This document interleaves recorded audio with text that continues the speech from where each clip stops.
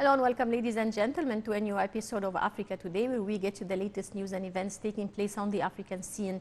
And in this episode, we will be talking about Egypt's intensive efforts to calm the regional escalation amid Israel's war on Gaza. And we will start first with our reports in this regard. President Sisi received a phone call from U.S. President Joe Biden to discuss the ongoing Gaza crisis, including Egypt's role in brokering a ceasefire and facilitating a potential exchange of hostages. More details in the following report.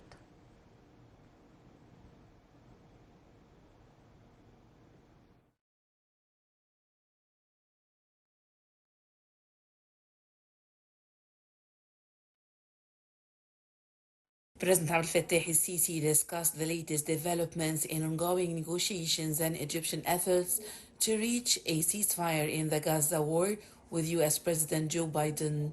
According to the presidency, el-Sisi emphasized to Biden the seriousness of any Israeli military escalation in the Palestinian city of Rafah, highlighting its potential catastrophic dimensions for the worsening humanitarian crisis in the region and its impact on regional security and stability. Sisi also stressed to Biden the importance of full and adequate access to the humanitarian aid in Gaza, reviewing the intensive Egyptian efforts in this regard. The two presidents also agreed on the necessity of working to prevent the expansion of the circle of conflict, reaffirming the importance of the two-state solution as the way to achieve security, peace, and stability in the region. The two leaders affirmed the strategic partnership between Egypt and the United States, agreeing to strengthen bilateral cooperation relations at various levels. Earlier on Monday, Minister of Foreign Affairs Sameh Shoukry met with U.S. Secretary of State Antony Blinken to follow up on efforts to hold the war and address the humanitarian situation in the Gaza Strip, as well as the future of the Palestinian cause. The discussions came as part of the meeting of foreign ministers of Saudi Arabia, United Arab Emirates, Qatar, and Jordan, alongside the Secretary General of the Executive Committee of the Palestinian Liberation Organization, with the U.S. top diplomat on the sidelines of the World Economic Forum in Riyadh.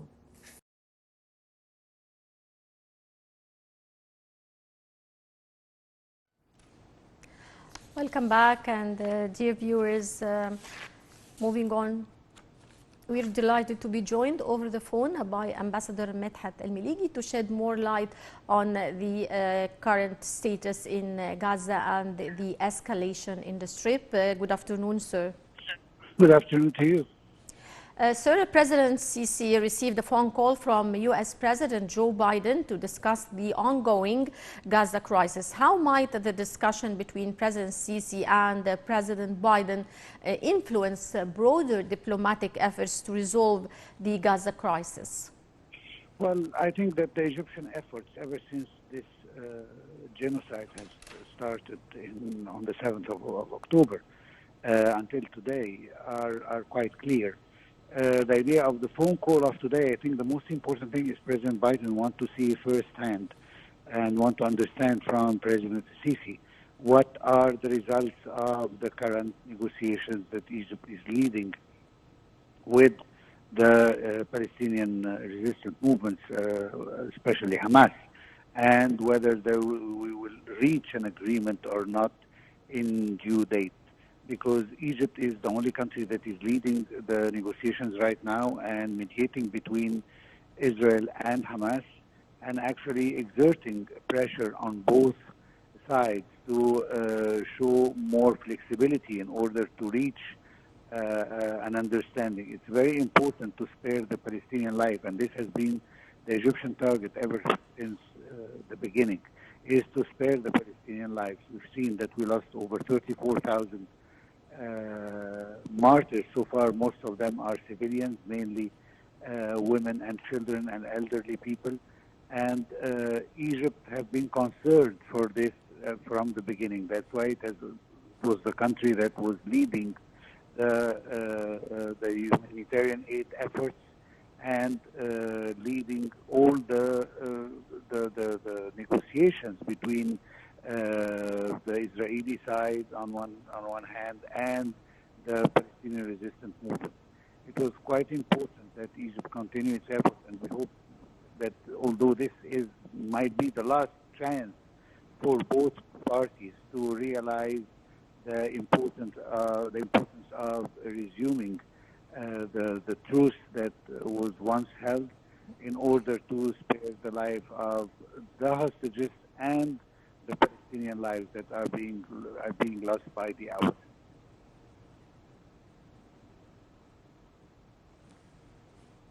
Ambassador Meligi, why does Shukri emphasize that the status quo will lead to more violence, and what can be done to break the cycle of violence, in your opinion?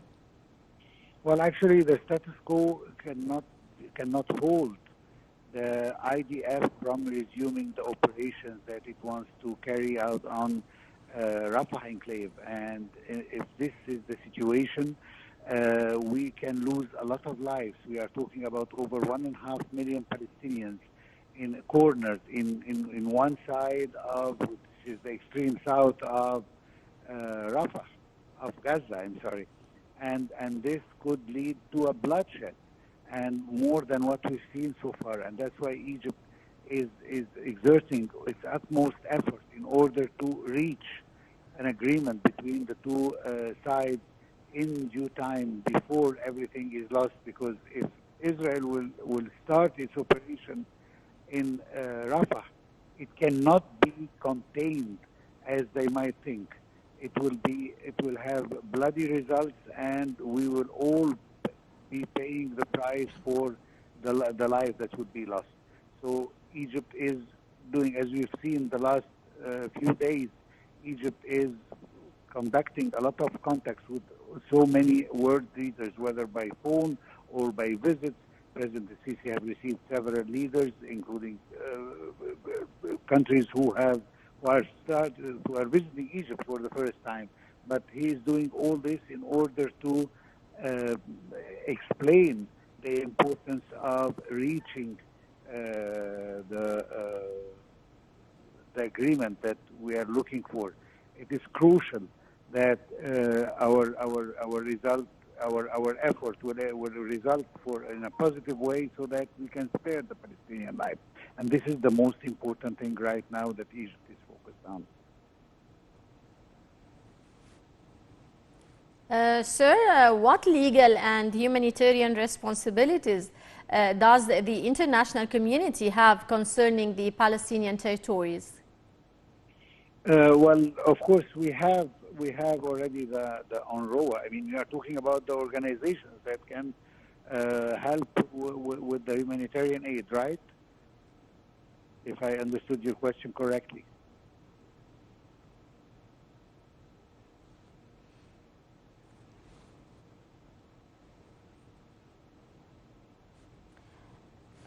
Do you hear me? Sir, how does the Arab League plan to contribute to peace efforts in the region?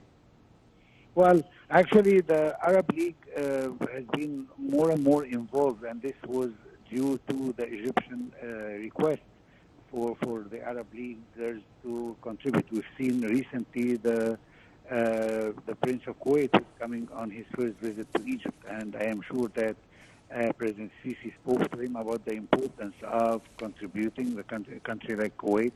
And previously, we had talks with our friends, the Saudis, about the same thing. And I think, although Egypt has carried out almost over 80% of the humanitarian aid that was presented to the Gaza Strip, compared to 20% to the rest of the world, I think with the current situation and the necessity of adding more and more humanitarian aid and medical aid, I think that the Arab countries should contribute more to help the Palestinians in the dire times that they are having right now. Of course, this is although it's very important, but the most important thing that Israel opens its side of the border that it's controlling. We've explained this before. Israel is controlling always the Palestinian side of the borders and not allowing the humanitarian aid to enter easily. And it's putting a lot of obstacles in front of it. And this Egypt have already complained from several times before to the Americans and to the European and to the Israelis, of course, to start with. So I think that the most important thing also is that Israel should open the borders, the crossings that they have with either Egypt or any other crossing point to facilitate the entry of humanitarian aid to the Palestinian people who are on the verge of starvation. The situation, we have to admit that the situation is a little bit better, although it's not yet as aspired by the Palestinian people who are still facing malnutrition and lack of water and clean water and electricity and all the other services that they need to just live and survive. Well, I would like to thank you so much, Ambassador Medhat Meligi, former assistant to the Foreign Minister. Many thanks for your insight, sir. And dear viewers, now we move on to our next report. On behalf of President Abdel Fattah el-Sisi, Dr. Rania Mashat, Minister of International Cooperation, participated in the International Development Association for Africa Heads of State Summit in Kenya. More details. Minister of International Cooperation Rania al-Mashat represented President Abdel Fattah el-Sisi at the International Development Association for Africa Heads of State Summit in Kenya. The summit focused on African nations' development goals within their partnership with the World Bank IDA, the world's leading provider of low-interest loans and grants for national development projects. The summit brought together African government officials, civil society representatives, and young people. Participants discussed Africa's development ambitions and called for increased support for the IDA, which is the world's largest source of concessional funding for developing nations. The IDA grants and low-interest loans help countries invest in their futures, improve living standards, enhance security, and build more prosperous societies. As a central pillar of the IDA mission to eradicate poverty on a healthy planet, Africa receives over 70% of the organization's loans and grants. The cabinet previously approved the country's subscription to the 19th and 20th replenishment of IDA resources, resolutions number 224 and 248 of the IDA Board of Governors. As a member with contribution rights, Egypt participates in regular capital increases to ensure the organization's continued financial strength. The approvals are subject to standard constitutional procedures. Established in 1960, the IDA is a branch of the World Bank dedicated to investing in people and the planet's future. Welcome back and still with our special reports. Kenya said it would delay the reopening of schools by 1 week due to ongoing heavy rains that have triggered deadly floods in the East African nation. More details. Kenya has postponed the reopening of its schools by 1 week due to the ongoing flooding caused by heavy rains, as flood-related deaths since March in the East African continent neared 100. Kenyan Education Ministry said that some schools remained adversely affected by the flooding. Local media reported that more than 100 schools were flooded, some with collapsed walls and roofs blown away. All schools were set to reopen on Monday, but will now open on May 6th. 93 people have died in the flooding in Kenya, and that number is expected to rise after a boat capsized in northern Garissa country on Sunday night. The Kenyan Red Cross said it had rescued 23 people from the boat, but more than a dozen people were still missing. Heavy rains have been pounding the country since mid-March, and the Meteorology Department has warned of more rainfall. The East African region is experiencing flooding due to the heavy rain, and 155 people have reportedly died in Tanzania, while more than 200,000 people are affected in neighboring Burundi. The highest number of deaths in Kenya have been reported in the capital Nairobi, according to police records.